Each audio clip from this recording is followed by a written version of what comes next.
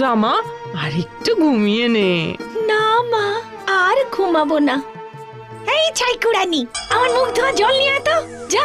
শোনো শোনো শোনো, আরে রাজার ঘোষক এসেছে, চলো মা, বাইরে চলো। আগামীকাল রাজকুমারের স্বয়ম্বর সভা অনুষ্ঠিত হবে। স্বয়ম্বর সভায় যে মেয়েকে রাজকুমারের পছন্দ হবে তিনি তাকেই বিয়ে করবেন। রাজ্যের যেসব মেয়েরা স্বয়ম্বর সভায় ভাগ নিতে ইচ্ছুক তারা আগামীকাল সকালে রাজসভায় উপস্থিত থাকবে। শোনো শোনো শোনো। শুনলে মা, শুনলে?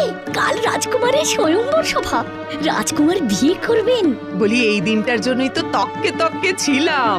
শোন, কাল কিন্তু ভালো করে আগে সাজগোজ করবি, তারপর স্বয়ংবরে যাবি। রাজকুমার যেন তোর থেকে চোখ সরাতে না পারে। সে আর বলতে, এমন সাজ সাজবো না, দেখবি রাজকুমার একবার দেখেই একদম গলে যাবে।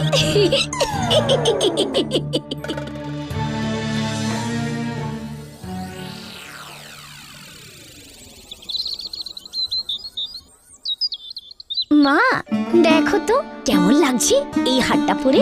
এই তো, আহা, বেশ মানিয়েছে। কত ভালো লাগছে আমার মাকে। আমি রাজকুমারের বউ হব, এই রাজ্যের রানী হব, আমি রানী। মা, একটা কথা বলি। ওহ, কি কথা আবার? মা, আমাকে তোমাদের সাথে রাজবাড়িতে নিয়ে যাবে?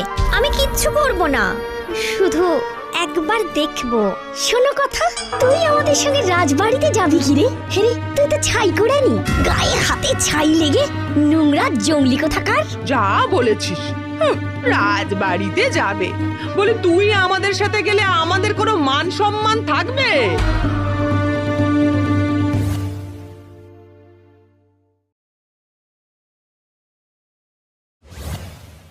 মা, মা, আজ তুমি থাকলে এই দিন কি আমায় দেখতে হতো বলো মা? আমি তো শুধু